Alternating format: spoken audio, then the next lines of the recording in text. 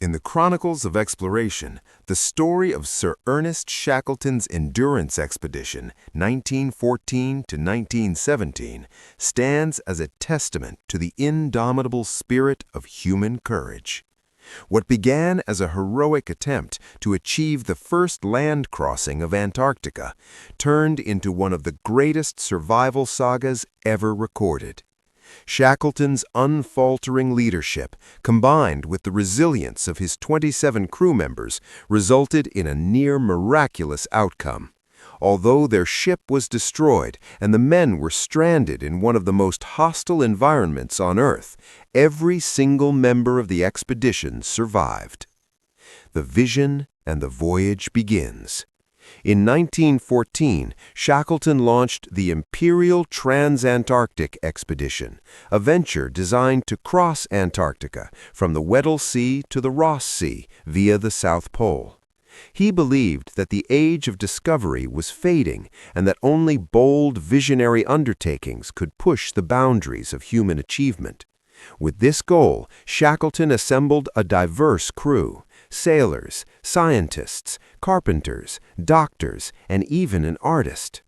The expedition ship Endurance sailed from England in August 1914. After a brief stay in South Georgia, it moved southward into the treacherous Weddell Sea.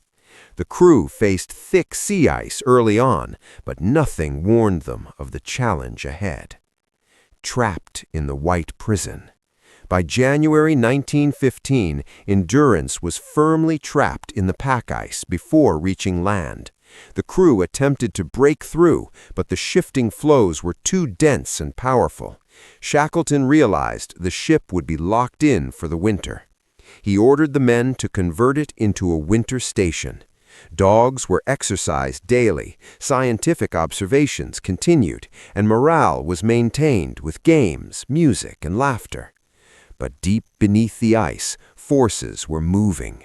As winter gave way to spring, the pressure on Endurance grew relentless. The hull groaned, beams cracked, and the ship shuddered violently. On October 27, 1915, Shackleton finally gave the command: abandon ship. The ship that was supposed to carry them across Antarctica had been defeated by nature. Endurance was eventually crushed and sank beneath the ice, leaving the men alone on the drifting pack, surrounded by an endless, hostile wilderness. Life on the ice, discipline in desolation. Shackleton had a singular goal now: survival. He organized the camp on the ice, rationed supplies, and ensured that spirits remained high. He understood human psychology deeply. He rotated the men in tents to minimize conflict, ordered songs during dark days, and made sure no one isolated themselves mentally or emotionally. As months passed, the ice floe drifted unpredictably. The men hunted seals and penguins to supplement food, repaired gear, and waited for warmer conditions that would free the boats. Shackleton's steady leadership was the glue that kept the group functioning.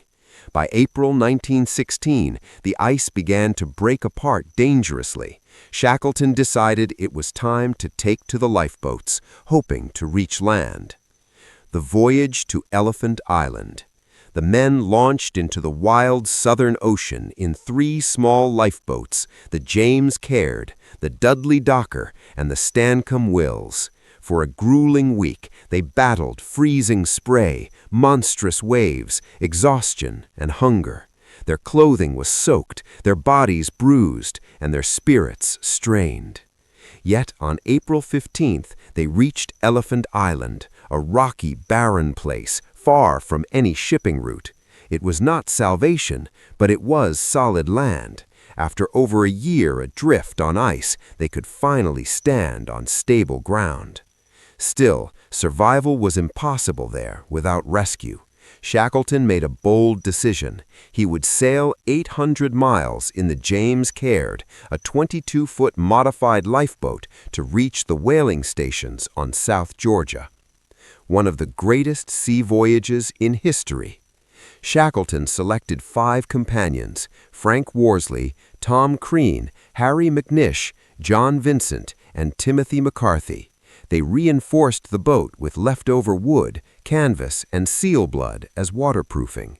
On April 24, 1916, they set out across the stormiest waters on Earth. For 16 agonizing days, they fought the fury of the Southern Ocean. Waves as tall as buildings crashed upon them. Freezing water sloshed on the deck. Worsley navigated using only a sextant and brief glimpses of the sun through storm clouds. One mistake meant death. But miraculously, they sighted South Georgia on May 8th. A hurricane nearly smashed them against the cliffs, but they finally landed, half dead, frostbitten, and exhausted. There was one last obstacle. They had landed on the wrong side of the island. Shackleton, Crean, and Worsley decided to cross the unmapped mountains and glaciers of South Georgia, a journey no one had ever attempted. They trekked non-stop for 36 hours, climbing icy ridges, descending steep valleys, and enduring brutal winds. On May 20th, 1916, they stumbled into the whaling station at Stromness. The rescuers stared in disbelief at the gaunt, ghost-like men. The rescue and the return. Shackleton wasted no time. He immediately organized rescue attempts for the men on Elephant Island. Ice blocked them repeatedly. 3 missions failed, but Shackleton refused to abandon his men. Finally, on August 30th, 1916, aboard the Chilean vessel Yelcho, he reached Elephant Island. When the men spotted him, they ran out shouting and waving. Shackleton called out, "Are you all well?" Frank Wild, his loyal second-in-command, answered, "All safe, all well." Against all odds, not a single member of the expedition had perished. Legacy of leadership. Shackleton's expedition is not remembered for geographic conquest, but for leadership, courage, and human endurance. He refused to give up, refused to leave a man behind, and refused to let despair destroy morale. His story is now taught in business schools, military academies, and leadership courses worldwide. The Endurance Expedition stands as one of the greatest survival stories ever told, a reminder that the limits of human resilience are far beyond what we imagine. If you liked this video, be sure to hit the like button, subscribe to our channel, and share with people who love this